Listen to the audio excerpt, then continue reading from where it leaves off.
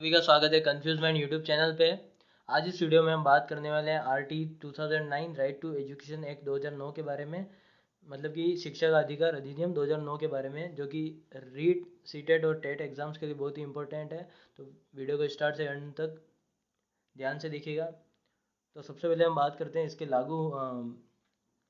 आधार की, आरटी 2009 के आधार की। तो आरटी 2009 का आधार हम कह सकते हैं 86वां संविधान संशोधन 2002 था, क्योंकि उसमें भी यही बात की गई थी कि बालकों को अनिवार्य एवं निःशुल्क शिक्षा प्रदान की जाए।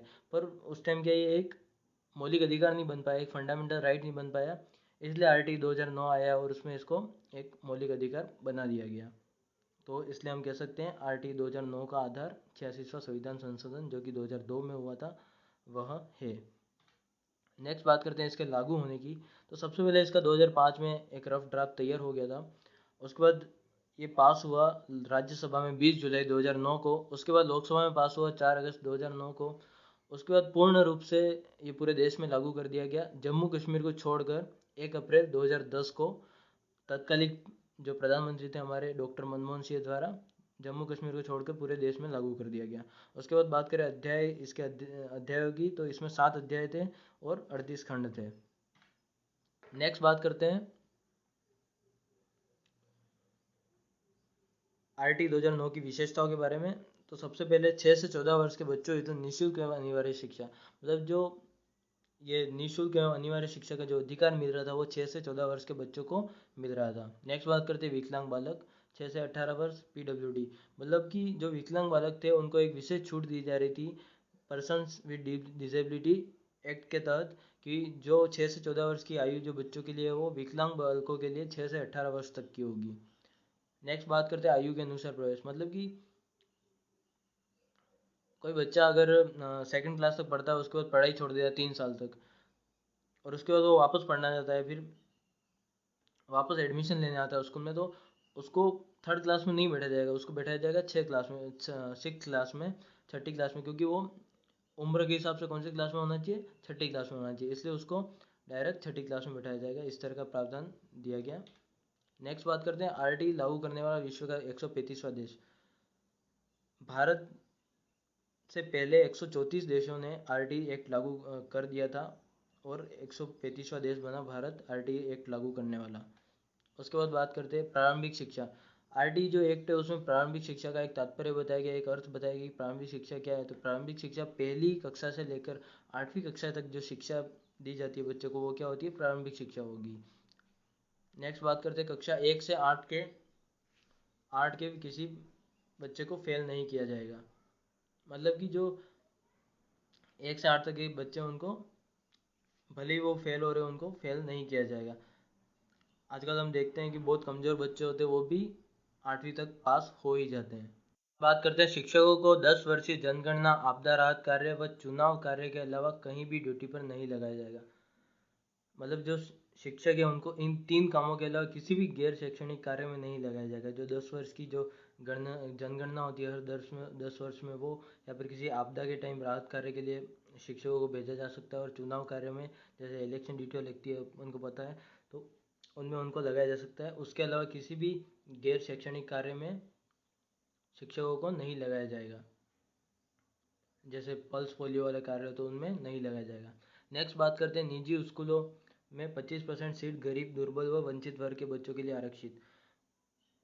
मतलब जैसे कोई प्राइवेट स्कूल है उसमें 1000 बच्चे हैं, तो उसमें से 250 बच्चे गरीब, दुर्बल व वंचित वर्ग के होंगे, उनके लिए वो आरक्षित होगी सीटें, 250 सीटें।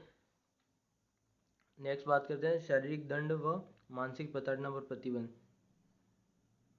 मतलब पहले जो शारीरिक दंड, मतलब कि पहले जो बच्चों को टीचर्स पीटते थे, बच्चों को मुर्गा बना देते थे, उस तरह की चीज़ों को पर प्रतिबंध लगा दिया था। या फिर मानसिक प्रताड़ना, जैसे बच्चों को डांटते थे, बहुत बुरा बुरा भला कहते थे, तो उस तरह की मानसिक प्रताड़ना और शारीरिक दंड पर प्रतिबंध लगा दिया गया।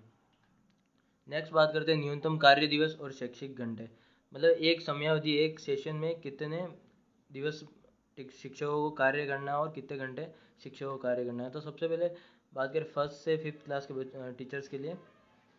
जो फर्स्ट क्लास से फिफ्थ क्लास के जो शिक्षक होते हैं उनकी उनकी बात करें तो उनको कम से कम 200 दिन कार्य करना है एक सेशन में, और 800 घंटे शैक्षणिक कार्य में उनको समय बिताना है। शैक्षणिक कार्य में उनको 800 घंटे व्यय करने हैं। नेक्स्ट बात करें 6 से 8 क्लास के शिक्षकों की, तो उनको 220 दिन कम से कम कार्य करना है और 1000 घंटे शैक्षणिक कार्यों में बिताने हैं। नेक्स्ट बात करते हैं शिक्षक छात्र अनुपात, मतलब कितने छात्रों पर कितने शिक्षक होने चाहिए। तो यहाँ पे दिया गया 60 छात्रों पर 2 शिक्षक होने चाहिए। 61 से 90 के बीच में छात्र हो तो 3, 91 से 120 के बीच में छात्र हो तो 4 शिक्षक, 121 से 200 के बीच में छात्र हो तो 5 शिक्षक, और 150 से ज़्यादा अगर छात्र होते हैं तो 5 शिक्षक और एक प्रधानाध्यापक होना चाहिए। और अगर 200 से ज़्यादा छात्र हैं तो वहाँ पर जो रेशो है वो, शिक्षक छात्र का जो रेशो है वो रहना चाहिए 40:1, मतलब 40 छात्रों पर एक शिक्षक होना चाहिए और एक प्रधानाध्यापक होना चाहिए। नेक्स्ट बात करते हैं कि प्राथमिक विद्यालय में और उच्च प्राथमिक विद्यालय में जो शिक्षक छात्र अनुपात था वो कितना, उनमें डिफरेंस था। तो जो प्राथमिक विद्यालय उसमें हमने देखा कि 60 बच्चों पे 2 शिक्षक थे, मतलब कि उसको 60/2 करे तो कितना होगा 30/1, मतलब 30:1 के, मतलब 30 बच्चों पर एक शिक्षक होना चाहिए। और उच्च प्राथमिक विद्यालय में 35 बच्चों पर एक शिक्षक होना चाहिए। इस तरह से निर्धारित किया गया। नेक्स्ट बात करते हैं विद्यालय दूरी, मतलब कि जो स्कूल से उनका कितना डिस्टेंस होना चाहिए, घर से बच्चों के घरों से कितना डिस्टेंस होना चाहिए। तो 1st से 5th के जो बच्चे उनका जो स्कूल होना चाहिए वो 1 किलोमीटर के अंदर होना चाहिए, मतलब कि 1 किलोमीटर के त्रिज्या में होना चाहिए उनके घर से। और जो 6 से 8 तक के बच्चे उनका जो स्कूल है वो होना चाहिए 3 किलोमीटर की त्रिज्या में, मतलब 3 किलोमीटर के अंदर अंदर एक स्कूल होना चाहिए 6 से 8 तक के बच्चों के लिए। नेक्स्ट बात करते हैं SMC, स्कूल मैनेजमेंट कमेटी, विद्यालय प्रबंधन समिति।